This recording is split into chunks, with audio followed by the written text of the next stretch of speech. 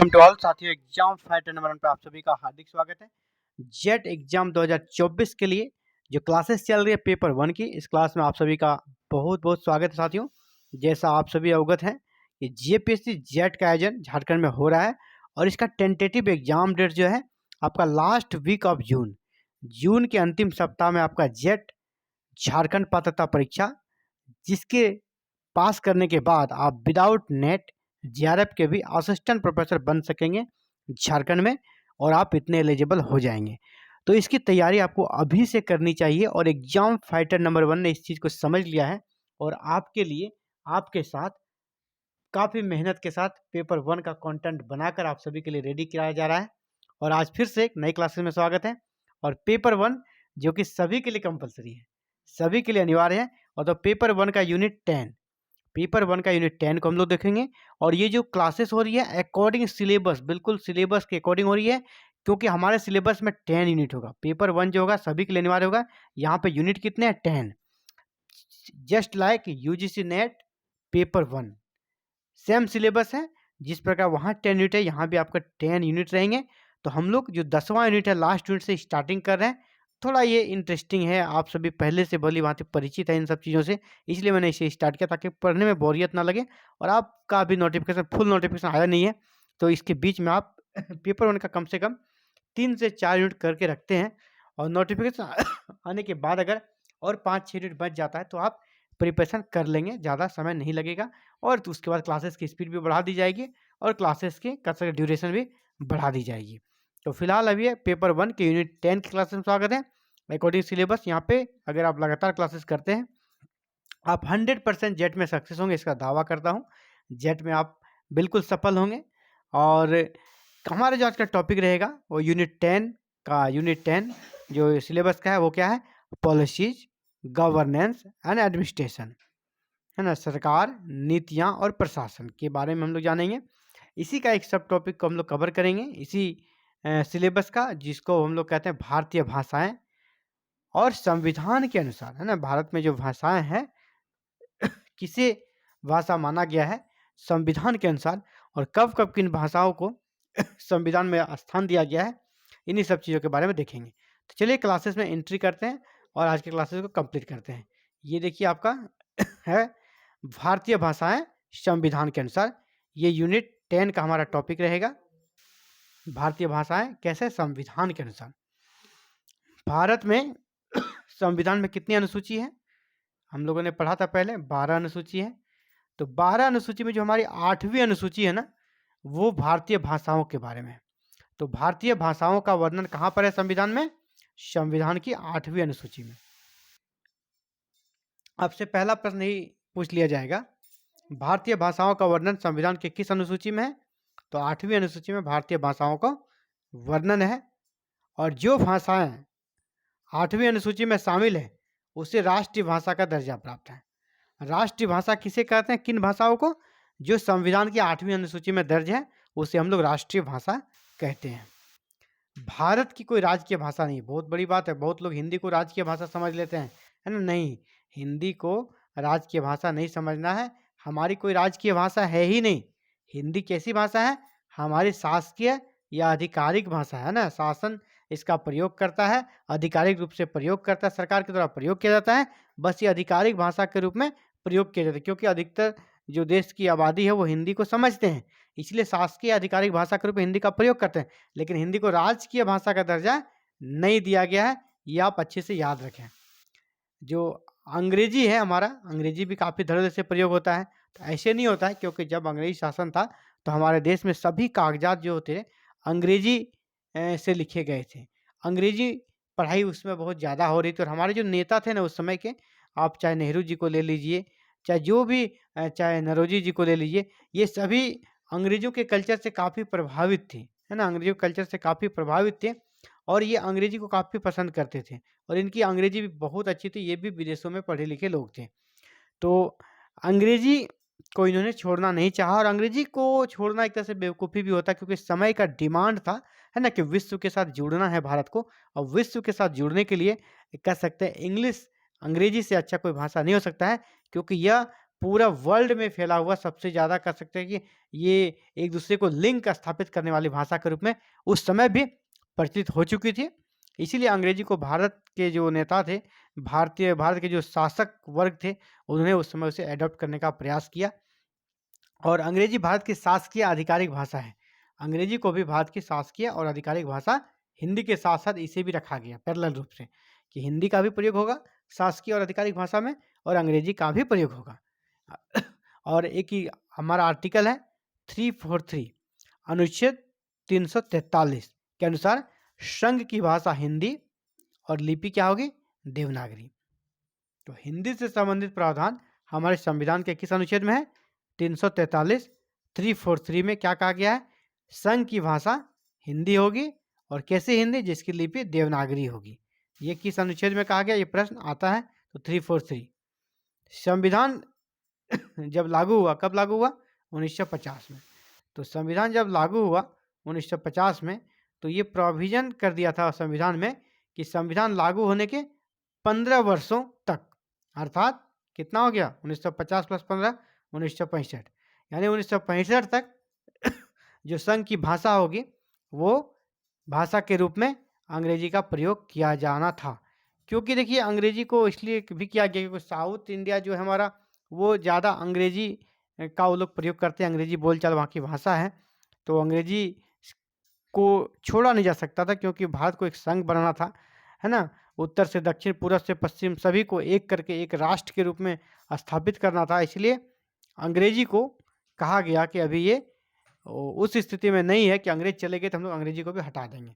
तो अंग्रेजी को हटाने की बात नहीं थी, कहा फिलहाल कि नहीं, ऐसी 15 वर्षों तक ये भाषा रहेगी। 1965 के बाद फिर हम लोग सोचेंगे कि हिंदी को हटा देंगे क्योंकि ये अंग्रेजों की निशानी थी, ऐसा माना जाता था।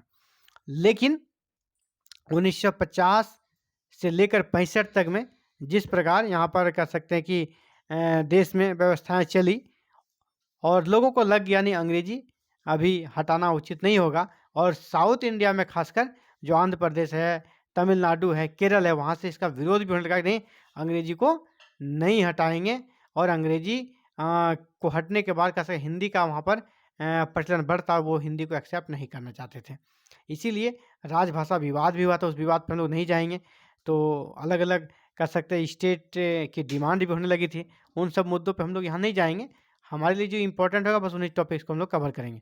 तो बात यहाँ पर ये रही कि जब भारत को का संविधान लागू हुआ तो 15 वर्षों तक अंग्रेजी को मान्यता देने की बात थी कि किस प्रकार संघ की भाषा के रूप में।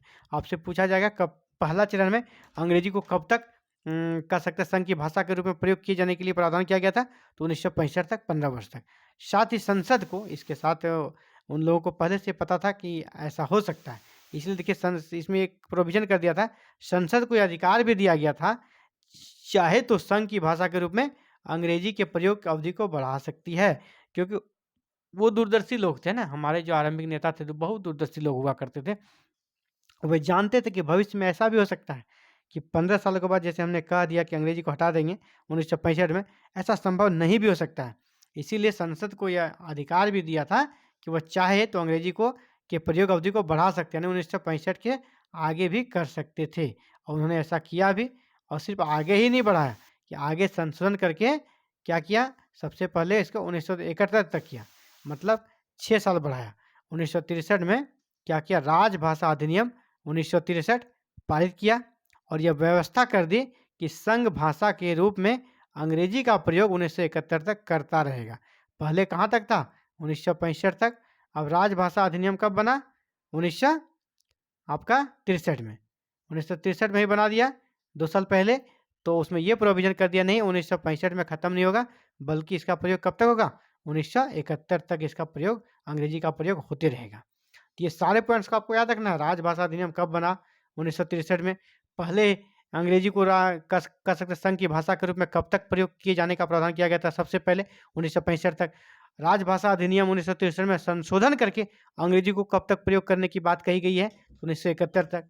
बाद में फिर संसद ने संशोधन किया और क्या कर दिया, इस बार कर दिया अंग्रेजी का प्रयोग अनिश्चित काल तक करने का प्रावधान कर दिया, यानी अंग्रेजी का प्रयोग अब अनिश्चित काल तक किया जा सकता था, ऐसा प्रोविजन डाल दिया गया।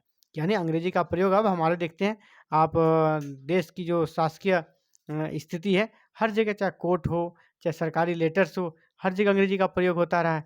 और ये सिर्फ कुछ समय के लिए नहीं, अब अनिश्चित काल तक के लिए कर दिया गया। यानी अब अंग्रेजी का प्रयोग हिंदी से भी ज़्यादा हो रहा है, विशेषकर सरकारी लेटर्स में। अब हम लोग बात करेंगे जो हमारे संविधान की 8वीं अनुसूची है। 8वीं अनुसूची में वर्तमान में 22 भाषाएं हैं। 8वीं अनुसूची में वर्तमान में 22 राष्ट्रीय भाषाएं हैं। जिसको राष्ट्रभाषा का दर्जा है वो कितनी भाषा है? 22 भाषा है। कहाँ पर है? 8वीं अनुसूची में। लेकिन स्टार्टिंग में 22 नहीं था। जब मूल संविधान हमारा बना उस समय 14 भाषाएं थी, 14 लैंग्वेज थे वहाँ पर भारतीय संविधान की 8वीं अनुसूची में। तो ये भी पूछा जा सकता है जब हमारा संविधान लागू हुआ तो मूल संविधान में के अनुसार 8वीं अनुसूची में कितनी भाषाओं को शामिल किया गया था? तो 8वीं अनुसूची में 14 भाषाओं को शामिल किया गया था, 14th लैंग्वेज को शामिल किया गया था। और इसी प्रकार इसमें अमेंडमेंट होकर और भी भाषाएं जुड़ती गई और कुल 8 भाषाएं इसमें जुड़ चुकी है अब तक। और इसकी संख्या अब कितनी हो गई है? 22। इसकी संख्या अब 22 हो गई है। तो कब कौन सी भाषाएं जुड़ी, ये आपके लिए बहुत इंपॉर्टेंट है क्योंकि पूछा जाता है। सबसे पहले सिंधी। सबसे पहले किस भाषा को जोड़ा गया? सिंधी। पहला प्रश्न ये है, संविधान के 8वीं अनुसूची में सबसे पहले किस भाषा को शामिल किया गया? तो सिंधी को। कब? 1967 में। और किस संविधान संशोधन? 21वां संविधान संशोधन। ये भी 3 प्रश्न यहाँ से बन सकते हैं। सबसे पहले किस भाषा को शामिल किया गया? सिंधी को। कब शामिल किया गया 8वीं अनुसूची में? तो 1967 में। और किस संविधान संशोधन के द्वारा किया गया? तो 21वां संविधान संशोधन के द्वारा किया गया। तीनों पॉइंट को आपको याद रखना चाहिए। अगला, 71वां संविधान संशोधन फिर से हुआ। 71वां संविधान संशोधन हुआ। कब हुआ? 1992 में हुआ। और यहाँ पर 3 भाषाओं को एक साथ शामिल किया गया, नेपाली, कोंकणी और मणिपुरी। नेपाली, कोंकणी और मणिपुरी को कब शामिल किया गया संविधान में? 1992 में। नेपाली, कोंकणी और मणिपुरी को किस संविधान संशोधन के द्वारा 8वीं अनुसूची में शामिल किया गया? किस संविधान संशोधन? तो 71वां संविधान संशोधन के द्वारा इसे शामिल किया गया। नेक्स्ट बढ़ते हैं आगे। अगला है बोडो, डोंगरी, मैथिली और संताली, जिसको शॉर्ट में क्या कहते हैं? BDMS। अगर शॉर्ट में याद करना है तो BDMS। बी से क्या होगा? बोडो, डी से हो गया डोंगरी, एम से हो गया मैथिली और एस से हो गया संताली। तो BDMS, बोडो, डोंगरी, मैथिली और संताली को 2003 में शामिल किया गया 8वीं अनुसूची में। और यह इसके लिए संविधान में कौन सा संशोधन करना पड़ा? तो 92वां संशोधन करना पड़ा, 92 अमेंडमेंट, है ना। तो 1900 कह सकते हैं कि 92वां संविधान संशोधन 2003 में किया गया और 4 भाषाओं को शामिल किया गया। ये पूछा जा सकता है आपका कि किसी भी एक को, कि डोंगरी भाषा को 8वीं अनुसूची में कब शामिल किया गया? तो 2003 में। किस संविधान संशोधन के द्वारा किया गया? तो 92वां संविधान संशोधन के द्वारा किया गया। इसी प्रकार चारों से अलग अलग पूछा जा सकता है या एक साथ भी पूछा जा सकता है, तो आपको इसको अच्छे से कर लेना है। तो अभी हमारे संविधान में कितनी भाषाएं हो गई है? 22। तो 22 भाषाओं के अतिरिक्त, 22 भाषाएं तो संविधान में शामिल है ही, इसके अतिरिक्त अंग्रेजी को भी सहायक राजभाषा का दर्जा प्राप्त है और हमारे देश में धड़ल्ले से इसका प्रयोग होता है। और सिर्फ प्रयोग ही नहीं होता है, जबकि देश के कुल कह सकते हैं यहाँ पर देखें तो अंग्रेजी 3 राज्यों की राजभाषा भी है। जैसे मान लीजिए अगर हम पूछा जाएगा आपसे कि बिहार की राजभाषा क्या है? तो हिंदी है। झारखंड की क्या है? तो यहाँ भी हिंदी है। तो लेकिन कुछ राज्य ऐसे भी हैं, जैसे आपका 3 राज्य मिजोरम, मेघालय, नागालैंड, इसकी राजभाषा क्या है? तो इसकी राजभाषा ही अंग्रेजी है। अंग्रेजी 3 राज्यों की राजभाषा भी, इसलिए अंग्रेजी का वर्चस्व को आप समझ सकते हैं। अंग्रेजी अब खत्म यहाँ पे नहीं हो सकता है, बल्कि अंग्रेजी का और प्रयोग बढ़ ही रहा है और आगे बढ़ता ही रहेगा, क्योंकि समय अंग्रेजी का है।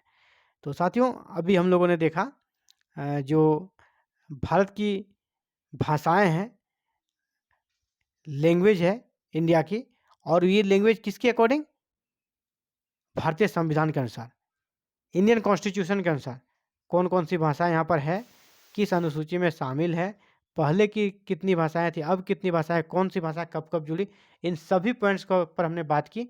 और इसे आपको बिल्कुल याद करना चाहिए, क्योंकि यहाँ से प्रश्न अगर आए और आपने जिस प्रकार डिटेल्स में पढ़ा है, तो उम्मीद करता हूँ आप प्रश्नों को कर पाएंगे। कोई भी आप पे कर सकते हैं, दिक्कत यहाँ पर नहीं होनी चाहिए। तो ये था साथियों आप सभी के लिए importance class JPSC jet exam paper 1 unit 10 को लेकर। इसी प्रकार क्लासेस ये जो है टिल एग्ज़ाम तक चलती रहेगी। जब तक एग्ज़ाम नहीं हो जाता है तब तक ये क्लासेस चलती रहेगी, और सिर्फ क्लासेस ही नहीं होगी, बीच-बीच में आपको प्रैक्टिस सेट भी सॉल्व कराया जाएगा। तो थैंक यू, आज के लिए इतना ही। मिलते हैं कल एक नई क्लासेस में। Thank you very very much for watching this video और connecting with exam fighter number 1।